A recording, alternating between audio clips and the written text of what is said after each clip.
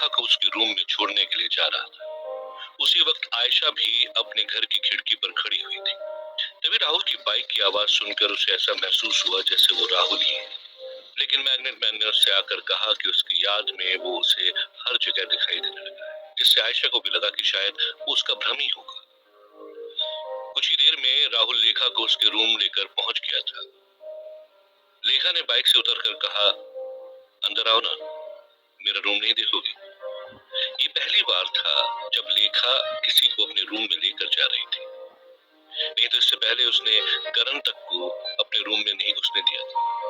राहुल ने bike room के सामने खड़ी कर दी और उतरकर लेखा के साथ रूम में जाने लगा। लेखा ने जैसे ही रूम का ताला खोला तो राहुल ने देखा कि उसका रूम बहुत छोटा था, लेकिन उसने उसे अच्छे से बनाकर रखा हुआ था। लेखा ने उसकी तरफ देखते हुए कहा, खड़े क्यों हो, बैठो ना। राहुल वहीं पलंग पर बैठ गया।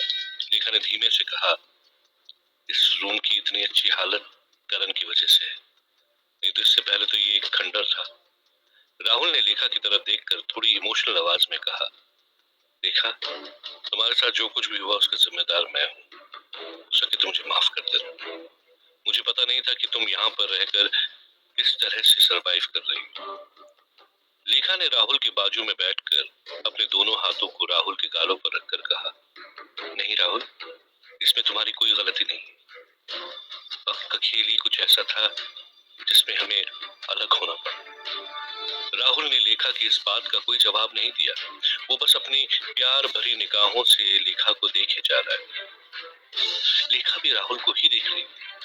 धीरे धीरे उनके होंठ एक दूसरे के करीब आने लगे थे और अगले ही पल उनके होंठ एक दूसरे से लग गए थे। राहुल और लेखा एक दूसरे से प्यार में खोकर किस किए जा रहे थे। आज लेखा को ऐसा महसूस हो रहा था जैसे उसका सपना पूरा हो गया।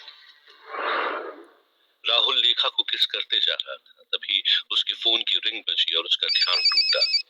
फोन बजते ही लेखा को हल्की सी हंसी आ गई और वो राहुल से थोड़ा सा दूर हट गई। राहुल ने उसकी तरफ देखकर कहा, अब सॉरी लेखा।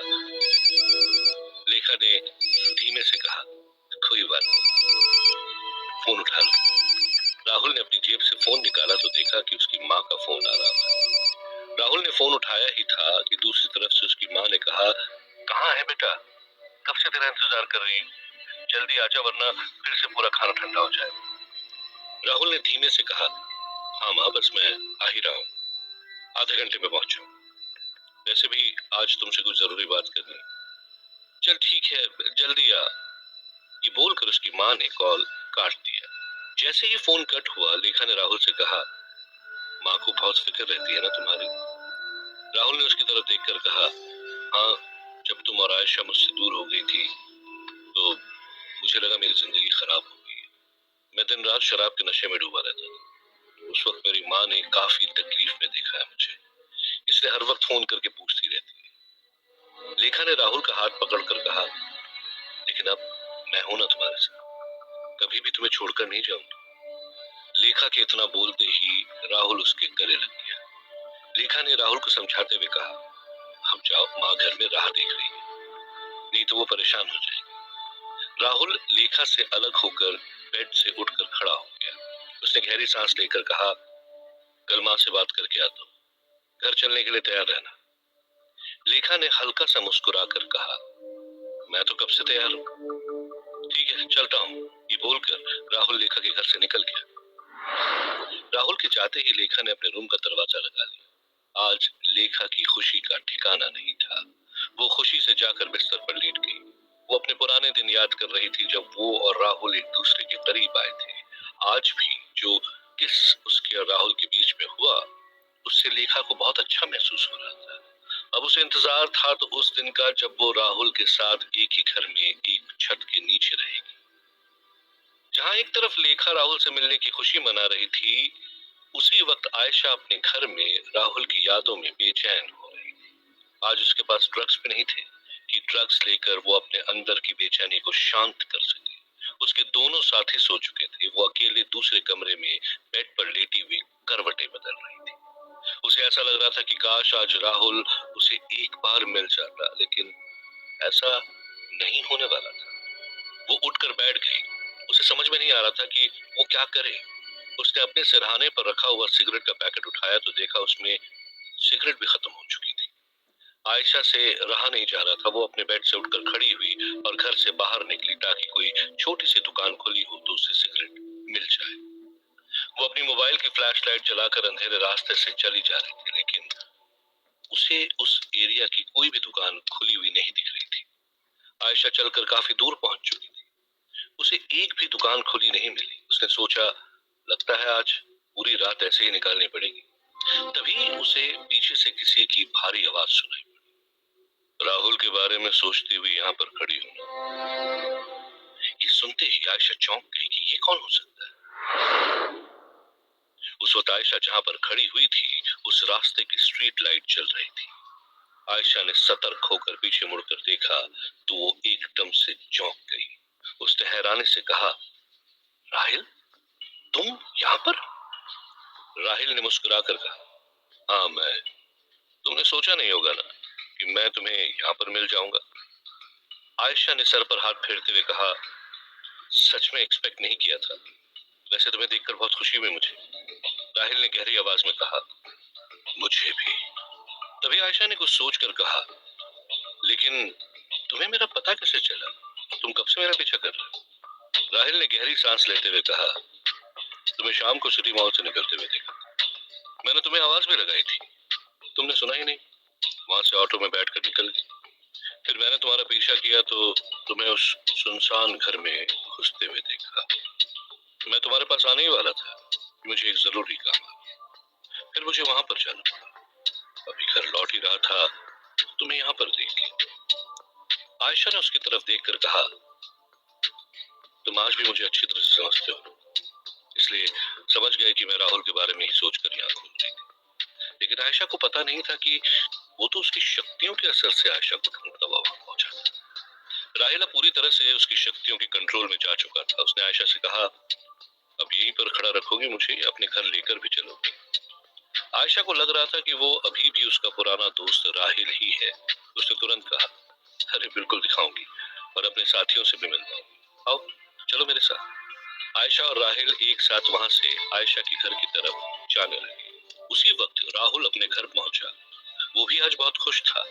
वो आज ये सोचकर ही घर पहुंचा था कि आज लेखा के बारे में उसकी माँ को सब कुछ बता देगा।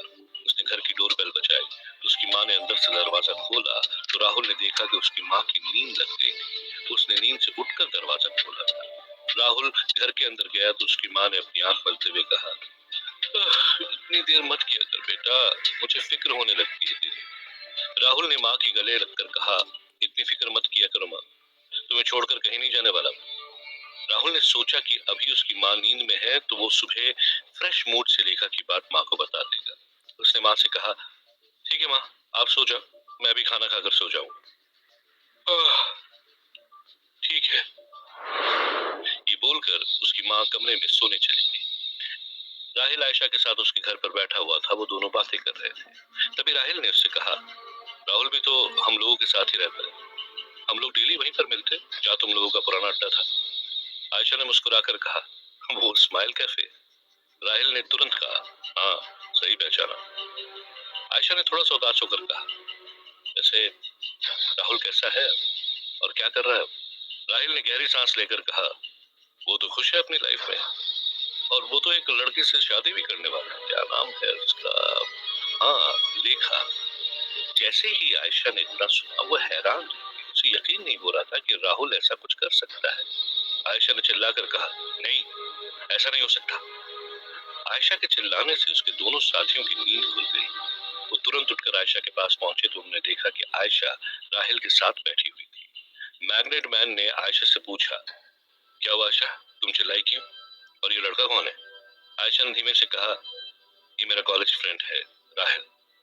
राहिल ने थोड़ा मासूम बनकर कहा, सॉरी आयशा, अगर तुम्हें राहुल और लेखा के बारे में सुनकर बुरा लगा हो तो। लेकिन ये सच है कि वो दोनों शादी कर रहे हैं। आज ही हम सब कैफे में मिले थे। लेखा की माँ भी हम लोगों के साथ ही थी।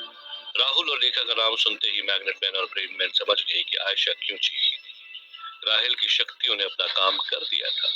उसने अपने मोबाइल पर टाइम देखते हुए कहा, अब ठीक है आयशा, मैं निकलता हूँ, टाइम हो रहा है, बाद में मिलता हूँ। तुमसे मिलकर अच्छा लगा। इतना बोलकर राहिल मुस्कुराता हुआ वहां से निकल गया। ब्रेन मैन ने राहिल की मुस्कान नोटिस कर ली थी। उसके जाते ही वो आयशा के पास बैठकर बोला, आयशा तुम रो क्यों रही हो सकता है कि ये आदमी झूठ बोल रहा हो, वैसे भी मुझे इसमें कुछ तो गड़बड़ लग रहा है। लेखा और राहुल की शादी की बात सुनकर आयशा की आंखों में आंसू आ गए थे। उसने अपने आंसू पोंछते हुए कहा, मैं नहीं करती किसी से प्यार, इस दुनिया में सब लोग एक जैसे हैं। इतना बोलकर आयशा अपने बेड पर जाकर सो गई।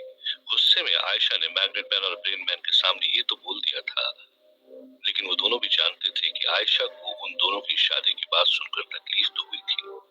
ब्रेन मैन ने मैग्नेट मैन से कहा, अभी से सोने दो, सुबह बात करेंगे। इतना बोलकर वो दोनों भी सोने चले गए। सुबह के 9 बज रहे थे। राहुल अभी भी सो रहा था। उसकी माँ उसे आवाज लगाकर बोल रही थी, उठ जा राहुल, आजकल बहुत ज्यादा सोने लगा है तू। कुछ दिन पहले तो बोल रहा था काम ढूंढना है, और अब नहीं जाना है क्या काम ढूंढने। माँ की आवाज सुनकर राहुल बिस्तर से उठकर सीधा बाथरूम में चला गया। राहुल की माँ ने सुबह का नाश्ता बनाकर तैयार रखा था। कुछ देर बाद राहुल बाथरूम से नहाकर निकला और तैयार होकर रूम से बाहर आ गया। बाहर आकर राहुल ने अपनी माँ के पैर छुए और बोला, माँ, आपसे कुछ जरूरी बात करनी है। माँ ने उसकी तरफ देखकर कहा, अब बोलना, क्या बात है, कुछ हुआ है क्या।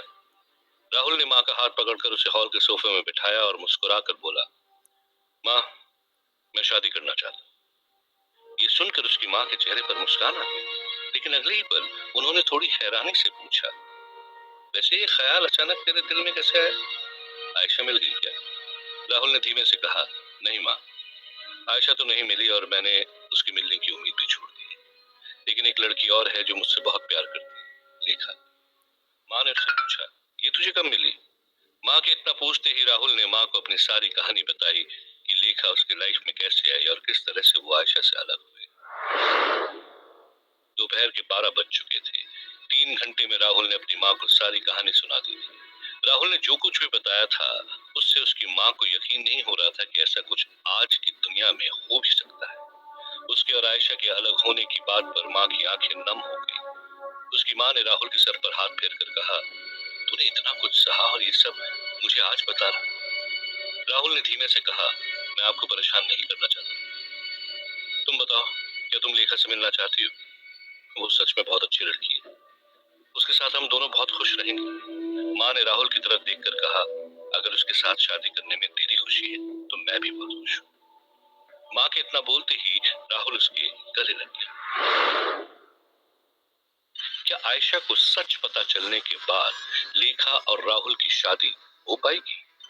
क्या नया मोड़ लेगी ये कहानी, जानने के लिए सुनते रहिए नरक 2।